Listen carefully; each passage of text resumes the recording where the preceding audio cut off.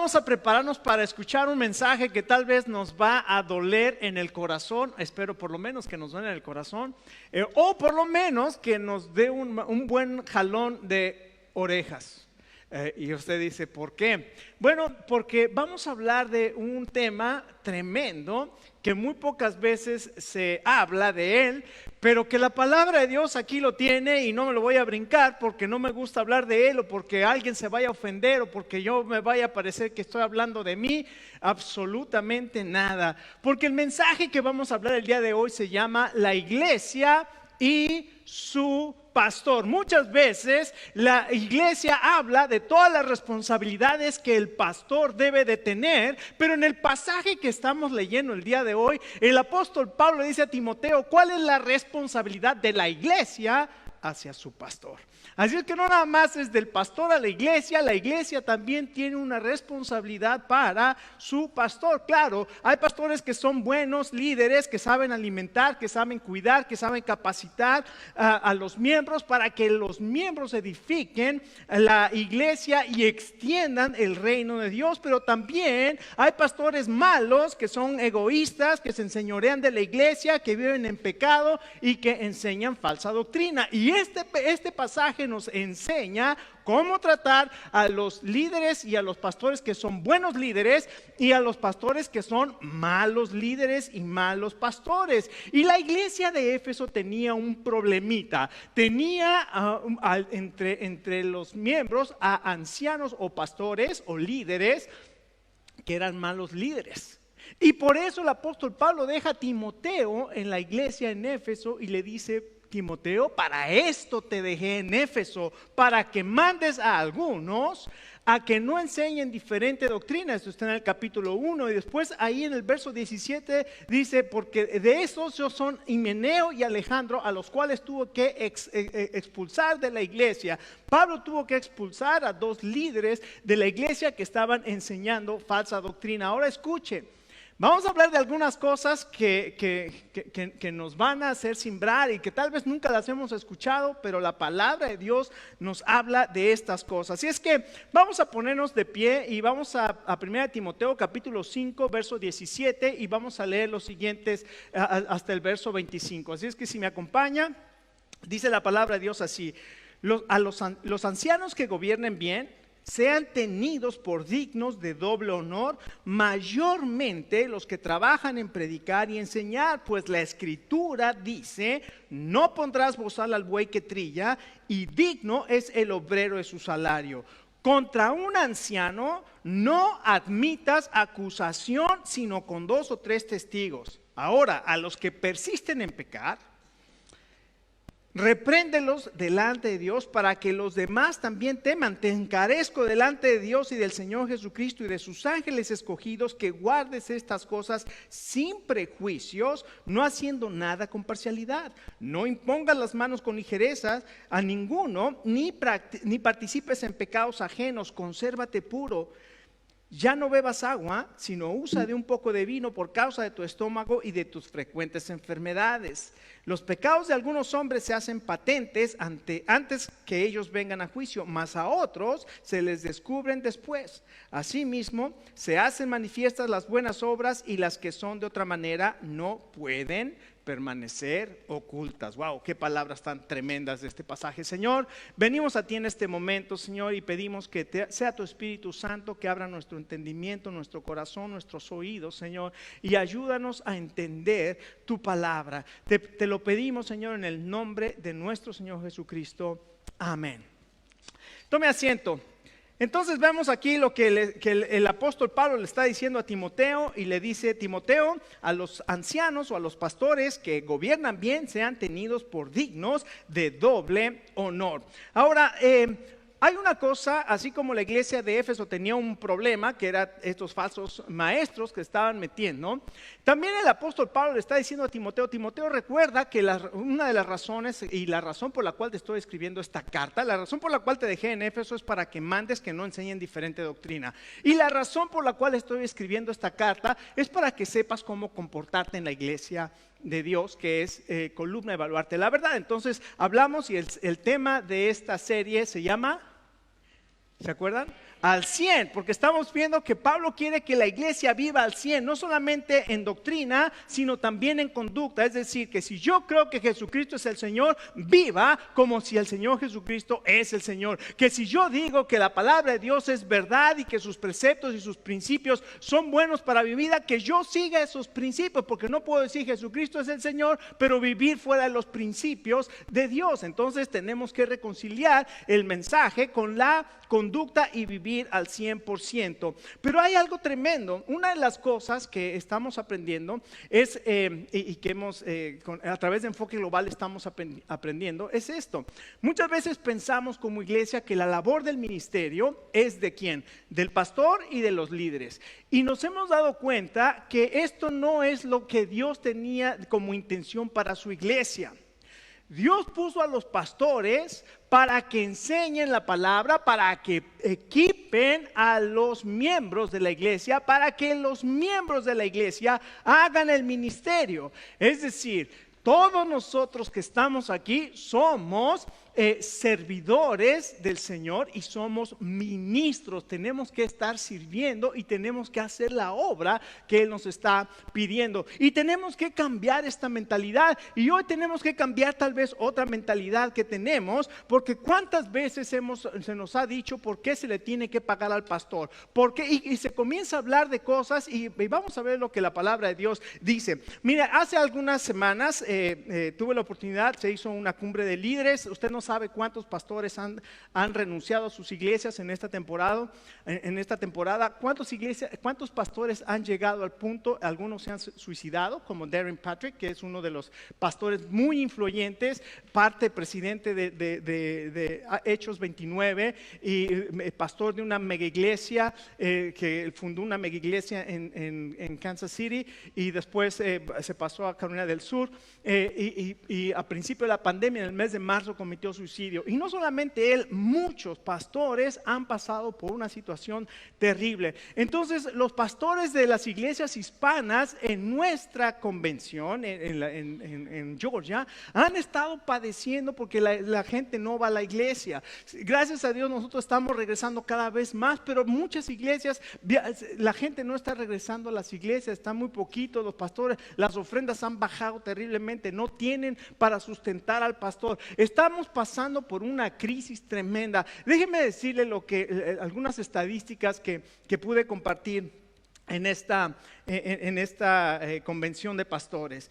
Y mire, le voy a decir 10 fuentes principales de desánimo entre los pastores y líderes. Le voy a hacer como lo hacen.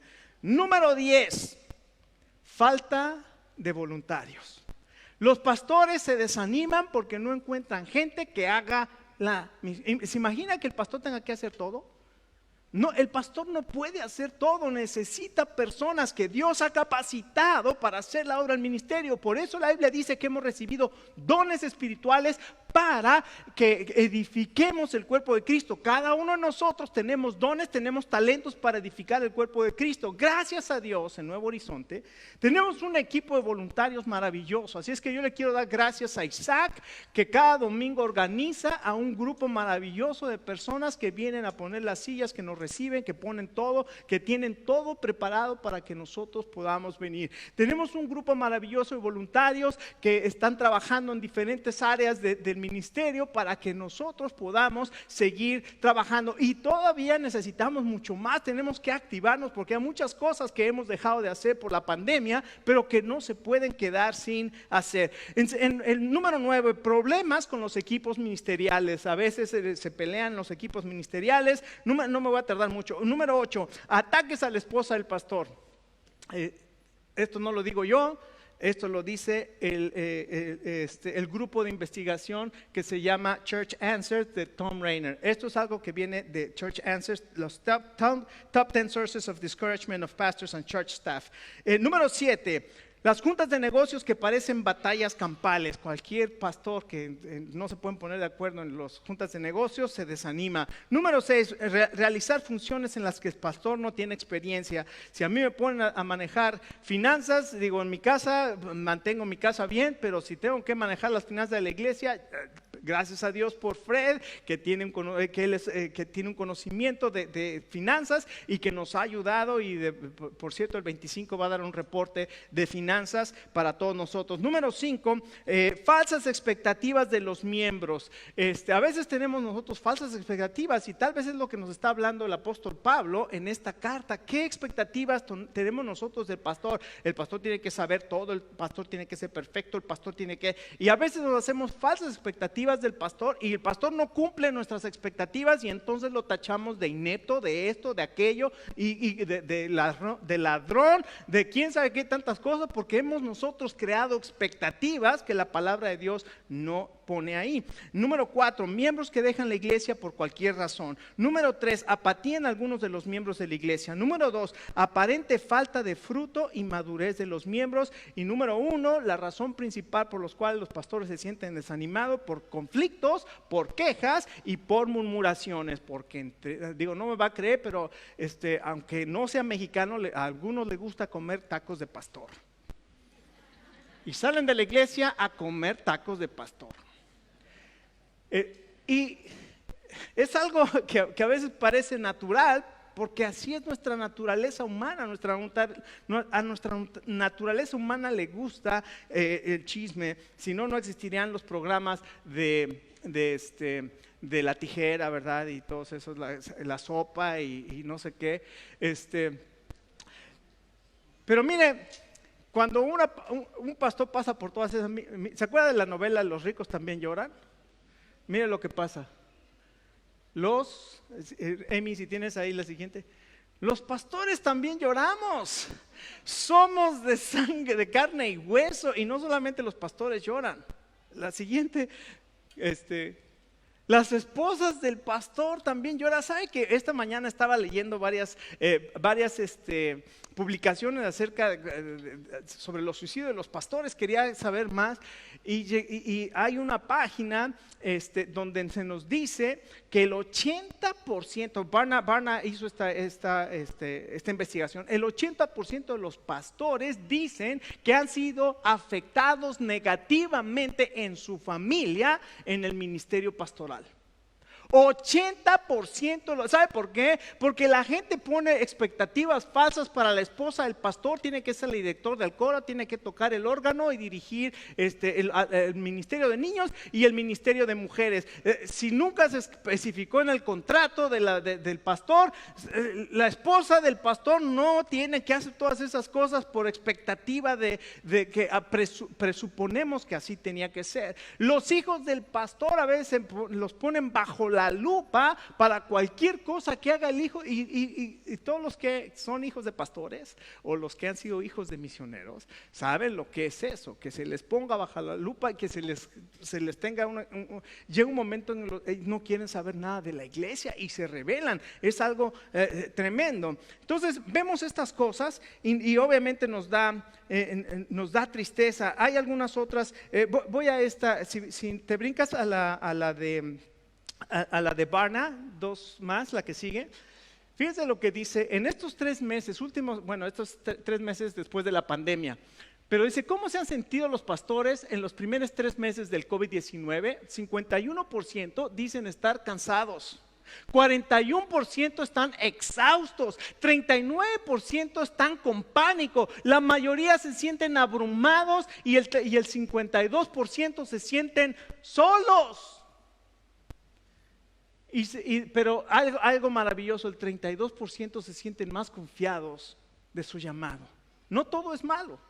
Sí, podemos pasar por todas esas circunstancias. Escuche, los pastores somos seres humanos llamados por el Señor para una obra. No somos perfectos.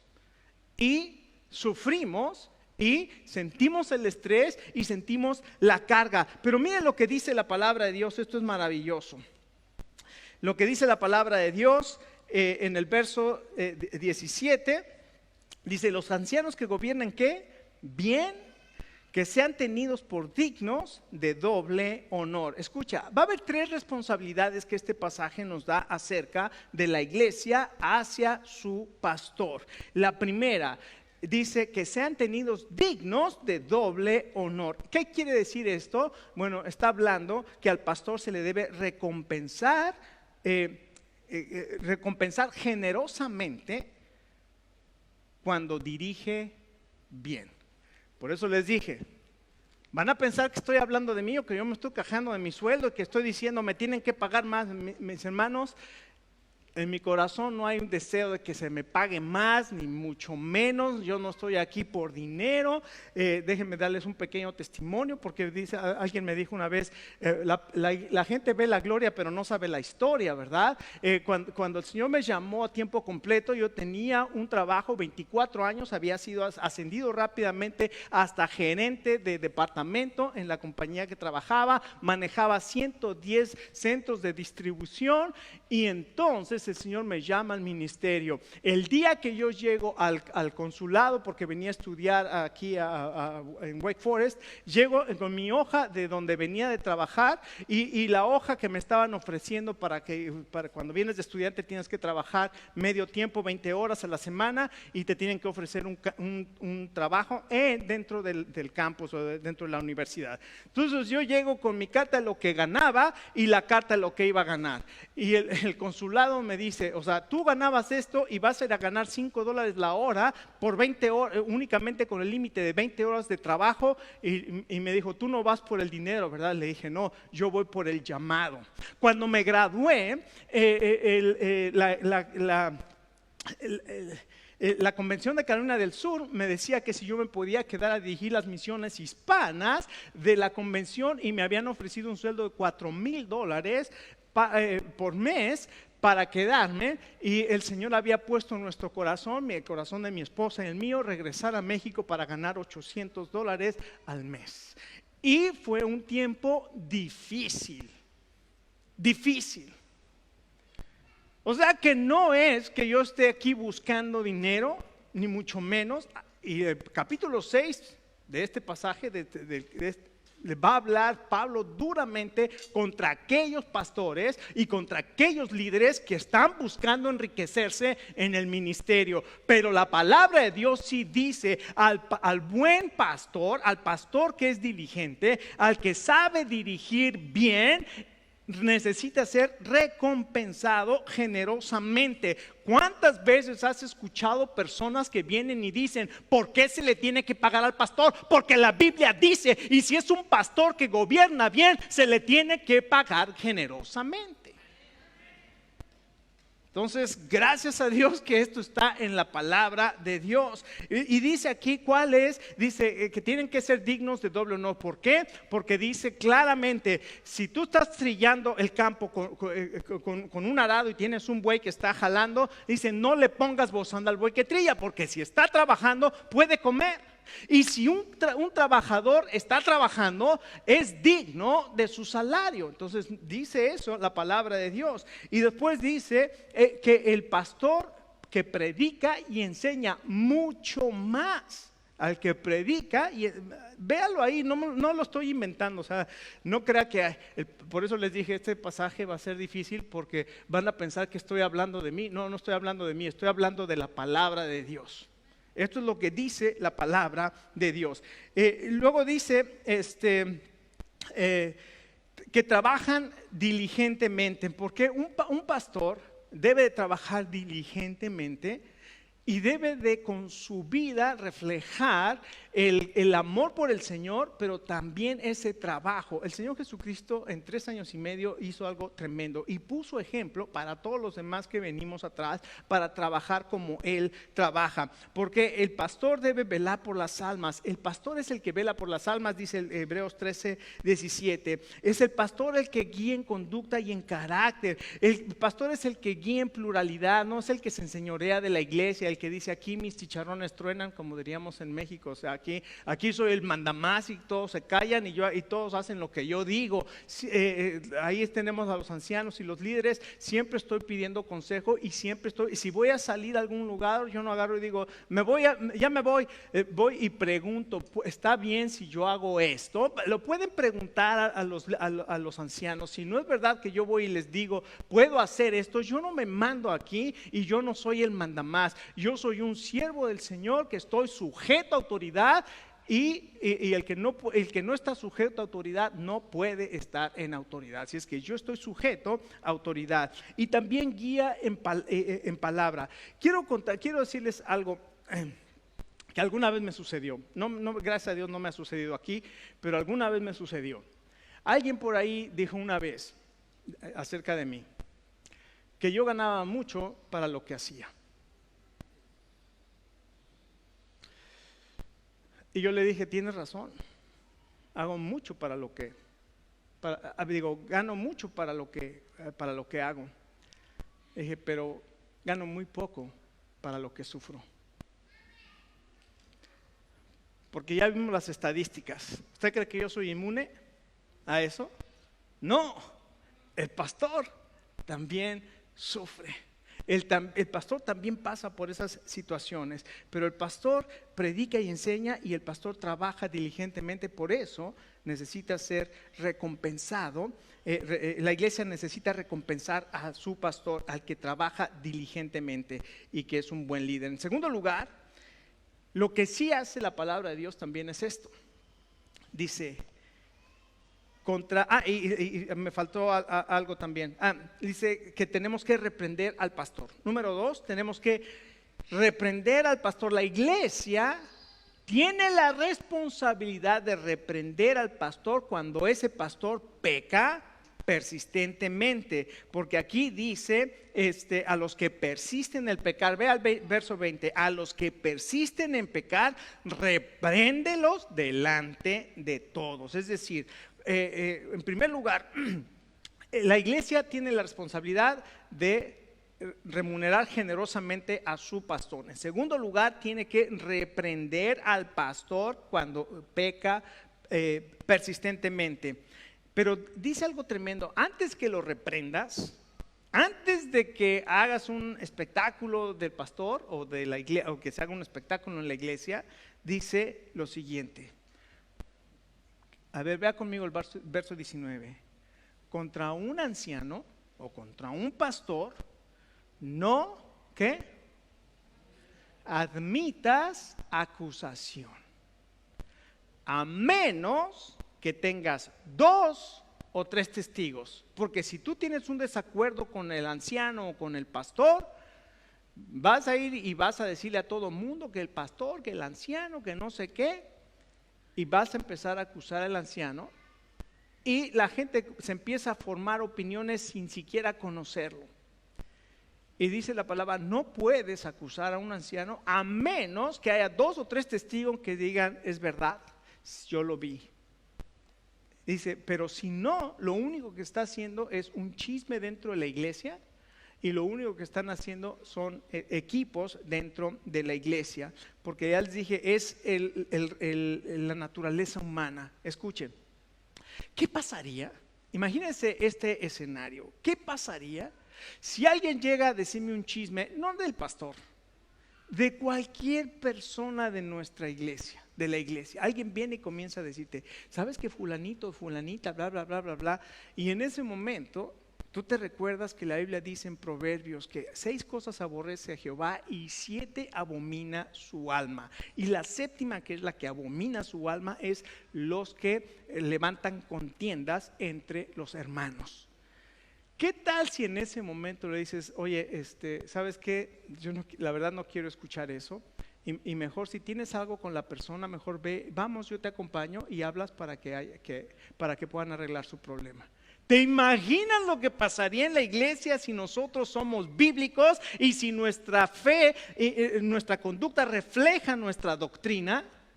Es lo que está diciendo el apóstol Pablo, que tu conducta refleje tu doctrina. Necesitas la doctrina correcta y necesitas la conducta correcta. Entonces, no podemos aceptar acusación contra los pastores. Y ahora, si la iglesia necesita practicar la corrección a los que persisten en pecar, dice que los reprendan. ¿Por qué? Porque el pastor no es intocable, debe ser respetado, pero cuando hay una falta y persiste en pecar, debe ser reprendido y debe ser corregido. ¿Cómo lo debes confrontar? Bueno, Primeramente, no es a través de chismes, ni tampoco a través de alianzas estratégicas con otros, para entonces, ahora ya que tengo mi grupo, ahora sí vamos en contra del... No se trata de eso, se trata como dice Mateo 18, si tienes algo con tu hermano, ve y díselo. Si te escucharon, has ganado un hermano. Pero si no te escuchara, ve y llama a 2 o 3 testigos que vayan contigo y hablen. Y si no los oyera, entonces ve con la iglesia y entonces hay un proceso